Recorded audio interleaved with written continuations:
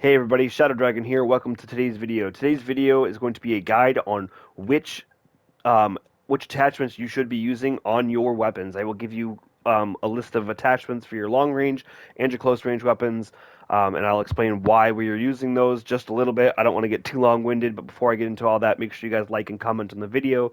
Make sure if you're new, you subscribe. I am going to be doing so many guides on weapon building, loadout videos. I have gameplay videos. I have a whole bunch of gameplays saved up. I just haven't had the time to edit them, and I've kind of been a little bit lazy as well. So make sure you guys subscribe, and if you guys would please watch the videos all the way through, it'd be much appreciated. So let's get into the list of attachments we're going to get. We're going to start with what muzzles would be best for long range. So in this case, it depends on the weapon. Low recoil weapons. So I'm talking ones that are inherently easy to use, like this Holger 26 LMG. Very low recoil, very easy to use. Sonic Suppressor, Spiritfire Suppressor, both excellent options, and I would highly recommend using a suppressor if it's an easy to control weapon.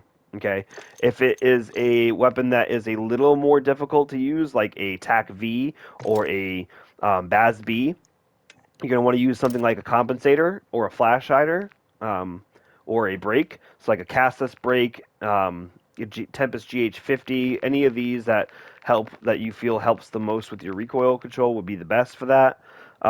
Depending on how high the bullet velocity is on the weapon, you could use the compensated flash hider because it helps with vertical, horizontal, and gives you firing aim stability as well as shortens your radar ping, so that's also another choice. But just watch your bullet velocity.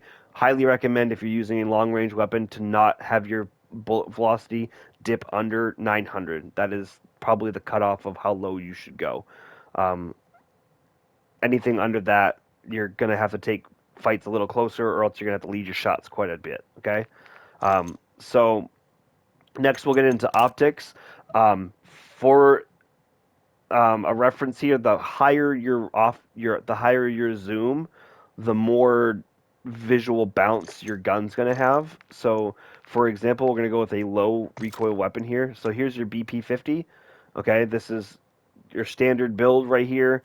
I use the 4-barrel heavy stock over the Moat 40, but we're not going to get into that. That's for a loadout video.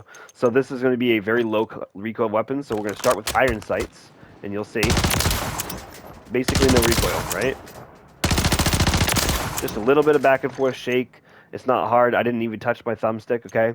Now we're going to do the JAK Glass Optic, which doesn't have any zoom, but it has a dot for you to follow. You see? Same result. Oh. Boop. Okay, now we're going to bump it up. Okay, now we're going to go to the Corio Eagle's Eye 2.5. I want you to watch the center of the reticle. Okay, the center of the T-pose. Watch how it bounces back and forth just a little bit right there. That's a little bit more than we were getting before, right? Now we're going to switch it. We're going to go to a 3.4 times optic, which I have to fucking scroll all the way over here. We're getting there, we're getting there, we're getting there, and right here. So we get the Schlager 3.4. We're still going to be accurate with the low recoil, but that red dot in the middle is definitely bouncing back and forth, isn't it? Alright, now let's go to a 4 times zoom. There is still a dot in the middle for you to watch. Still bouncing. That bounce is especially noticeable when you're shooting targets at range. So one more here, we're going to go to a 5 times zoom, or a 5.5 times zoom, I should say. And then watch this, it's the same result. You can see it's bouncing back and forth a lot. That's called visual recoil, okay? That's the reason that most of us have decided to go against the big optics like that and use lower zoom optics to reduce that visual recoil, so we know that we're more accurate at range with them. Okay, so like I said, my recommendations would be the glassless optic, the Eagle's Eye 2.5 if you have a low recoil weapon, even this INTLAS CAS or INTLAS MSP12. Yes, it does have a visible laser and ADS, but it'll help your aim down sight speed a little bit, and it actually reduces your aiming idle idle sway, and it helps with the visual recoil a lot. Same thing with the INTLAS CAS 14. Can't stress enough how awesome the sight is. Helps the aiming stability a lot, and it has a 2.5 magnification. Any of your reflectors, like your slate reflector, the Moore's dot is really good. Slimline Pro. If you have the Tide Turner Black Cell, um, what is this? The Cronin Mini, then or the SZ Mini, that's fine, but I don't particularly like that reticle. Any of the dot sights basically are good for that. So that's that's that. And then for underbarrels, the best underbarrels to be using for long range are the Bruen Heavy Support and the Bruen Pivotal Vertical Grip. I don't honestly think any other one is worth using at this point because they're just not as good and they do hurt your other stuff a lot worse than these two do. And these two give you firing aim stability and help with your aiming idle sway. The only other attachment here is the high grain, is the ammunition for long range. Which one you use depends on the time to kill in the first damage range. So for something, for example, like the TAC Evolver has a really good time to kill in its first damage range at 750 milliseconds. But the problem is, at its base, it has a 36.8 meter first damage range. Now, we're going to want to extend that out as much as we can. And the TAC Evolver is a very low recoil weapon, which means the high grain rounds aren't really going to do a whole lot as far as making the gun jumpy. It's not going to affect it all that much. So that's what we use. We end up using the high grain rounds over the high velocity because, as you can see, the high velocity actually ends up hurting our damage range, which we won't want to do. Now, when would we want to use high velocity? There's only a few weapons that I would recommend the high velocity on, and it's ones that have a very fast time to kill, no matter what the damage range is. So something like the Subverter, which kills fast at all damage ranges, that's a good weapon for high velocity because it does increase your bullet velocity a lot, and the barrel doesn't really help much with the bullet velocity. So that then comes to the next point here, and the next point here is choose the if you're going full out on recoil control and you're not really worried about extending damage ranges and all that, and you're comfortable with bullet velocity, choose the best recoil options. It's not always going to be a barrel, the longest barrel, an underbarrel, and a suppressor or a muzzle brake. Sometimes it'll be a barrel and a stock, or sometimes you won't even use a barrel because the barrels are really shitty, so you use an underbarrel and a stock. I don't recommend the rear grip on any of these because they all hurt your aiming idle sway.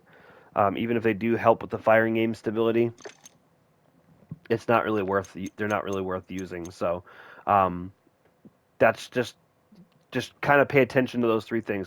Look at those three things: the underbarrel, the barrel, and the stock.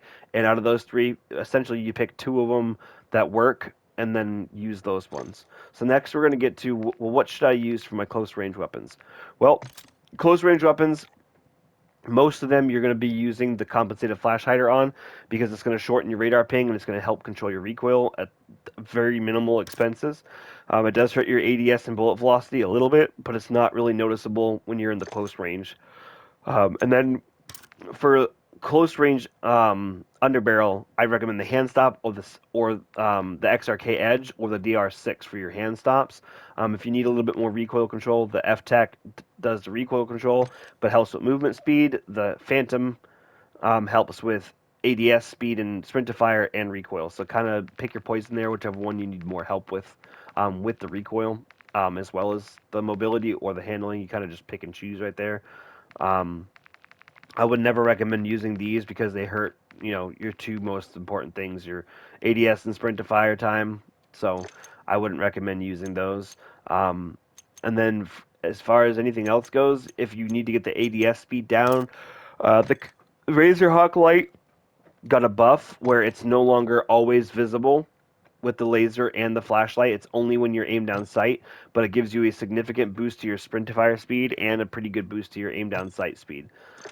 So that's something that you could always use. So this one is built for straight up speed, and then when you have something like the HRM9 that has a lot of bounce, you're going to want another recoil control attachment. So just look for something with fire aim stability. That's the biggest thing, and that doesn't hurt your ADS a whole bunch. So that's what we did with that. And since our ADS got hurt a little bit with the folding stock and the compensator, we went with the Handstop here to help mitigate some of that. As far as barrels go, you don't. There are some guns you just don't you need to use barrels on. This one I wanted to be more like better mobility because I'm always sprinting. I'm not ever like just walking or running. I'm always sprinting and tactical sprinting. So I want those two stats to be highest, and we get that with this barrel at the minimal cost to our recoil control there. So that's big for that. But other than that, guys, that's all. That's all I got for you. I will make a list and I will post it in the description of the ones that I would suggest that are universal, so you guys know which ones to favorite and to choose for. Um, Other than that, you'll just have to watch for the loadout videos because I will give you guys loadout videos. And keep in mind, those are my preferred builds. And when I build them to be easy to use and effective at what they're supposed to be doing. If it's a long range weapon, it's going to be effective at shooting straight. If it's a close range weapon, we're going to be fast, mobile, and still be able to hit our target. So that being said, I will ask once again, make sure you guys like the video and comment on it. And if you're new here, make sure you subscribe to the channel. We got all sorts of tips and tricks. We got loadout videos coming. We got more gameplays. And, the more you guys do that, the better, the more help that I get. And I appreciate it, every single one of you. That being said, I'll catch you guys in the next one.